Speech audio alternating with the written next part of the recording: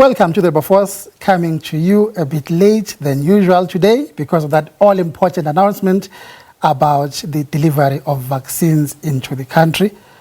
Let's get into it. Trade Union Federation Cosatu has decided to begin mobilizing for a strike in the public service over government's steadfast refusal to increase salaries of civil servants in line with the 2018 wage agreement. The decision was taken during the special meeting of the Labour Federation's Central Executive Committee over the last 2 days. It comes as public sector unions have begun a new round of wage negotiations with the state as the 3-year agreement that was signed in 2018 came to an end last month. There is already a deadlock in relation to the Resolution 1 of 2018. Therefore, even trying to do the negotiations moving forward without resolving what was remaining, it means you are trying to build from a no base at all, because any wage increases should be based on what was supposed to be the current wage baseline. What the public sector have been arguing was that because the matter of the 2018 is a matter that has been taken to the court, in their view, it has become a dispute of right. So on those bases, they will want to exhaust that legally. But in relation to the wage negotiations for now, it is not going to be possible to resolve any future wage negotiations without closing that gap, because there will be no basis of those issues. And in that regard, they said we're preparing for a strike, because clearly there will be a deadlock in relation to these wage negotiations without closing that gap. While we wanted to resolve this wage negotiation moving forward, but you can't base an increase on a disputed base. So in that regard, we are mobilizing. We are mobilizing our members. We are mobilizing our members to go to strike. If it's resolved, fine and good. But definitely, we have been saying this all along. We are going for strikes in the public sector. Well, to discuss this further now, I'm joined by Cosatu spokesperson Sizwe Pamla, who is no stranger to our show. Sizwe, welcome and thank you very much for joining us. Afternoon to you. Now, we know that there is an outstanding constitutional court judgment on this standoff between yourselves and the government over the non-payment of the wage hikes as per the 2018 wage agreement. So you've decided not to wait for that judgment to come out and already start mobilizing for a strike. What does that say about your confidence of winning or maybe not winning at the Constitutional Court? No, not really. We are talking about strike over the 2018 that leg. That issue will be resolved by the Constitutional Court on the 21st of August. So we are confident that we are going to win, and we are waiting for that. But what the point we're making here is that already we have tabled the new demands at the SABC for the next round of wage negotiation.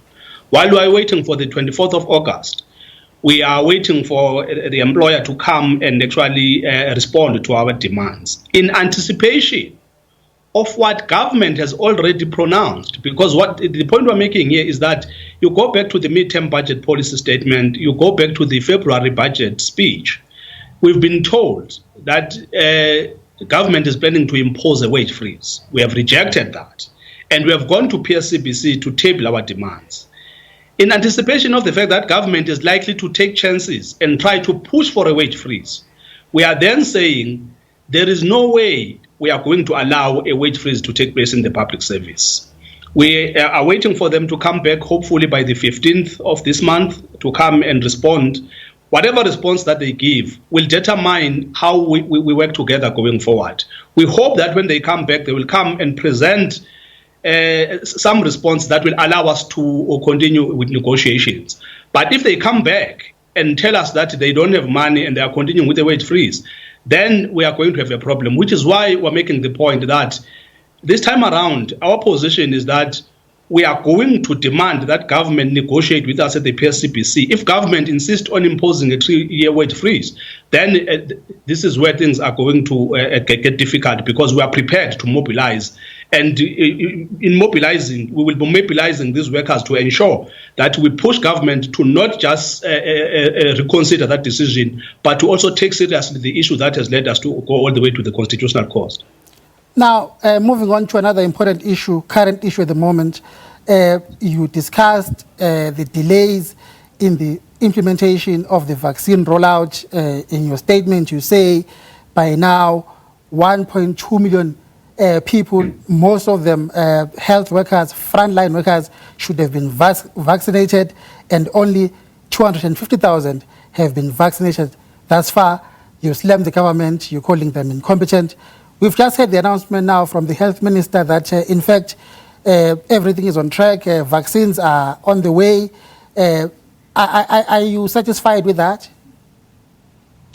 Well, this is the third time he's telling us that everything is on track on the vaccine. The question is, did we meet the targets that they themselves set for government? We did not say that 1.5 million frontline workers were going to be vaccinated. Government told us that. In the middle of the month of March, the deputy minister went to parliament and was asked, are you going to meet the target? He revised the target. He said, no, we have since revised the target. Now we plan to vaccinate 700,000 people, which is 50% of that 1.5. Now, today is the 8th of May. Only 250,000 people have been vaccinated. So the issue of statements is meaningless. They've become propaganda because they are not supported by facts. Everything was perfect as far as this government is concerned since February 2021. Now we are on the fourth month. We're on the 4th month of the year. They are still telling us that everything is under control. The problem is that this is got deadly consequences. We're having frontline workers who have lost their colleagues, who are now expected to deal with a third wave.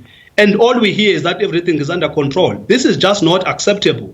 You cannot keep making these public proclamations that are not supported by facts on the ground. All we want is for them to keep to the targets they set for themselves. We did not set these targets for them. They are the ones who came to us and told us that they have these targets and they are ready to deliver.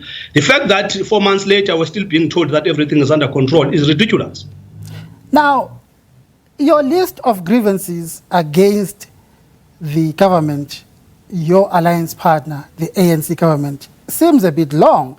You also complain about the budget cuts that the government has embarked on at the moment. Yet you have decided in the CC meeting to continue to support the ANC in the next elections, the local government elections. Please explain the rationale.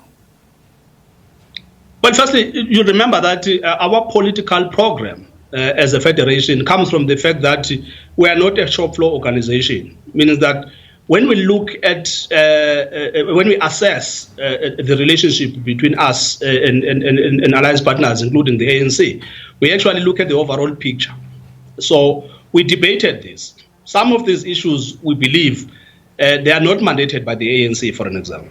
So the ANC doesn't have a resolution to implement budget cuts. So, but we have an ANC government that is implementing these budget cuts. So our position is, what we need to do is to contest the fact that at a government level, there is this deviation that we're witnessing. We are part of this alliance. We have gone to the ANC conferences. We have participated in processes where we have resolved that we need a developmental state, that we need to ensure that we look after those at the bottom end of the economic pyramid. And yet what we are witnessing now is a situation where at a government level, those that are deployed are failing to really implement the resolutions that were adopted by the NASNE conference, but that were also contained in the ANC manifesto of 2019. Of course, we point fingers at the fact that, starting with the president himself, there is a lack of decisive leadership. There is a lack of... I'm afraid you're going to have to leave it there because we've run out of time, but it's always interesting to chat to you on this show. We appreciate you making the time. That's why we leave it. My colleague, Nompusi Ziba, joins you again after the break. Stay with us.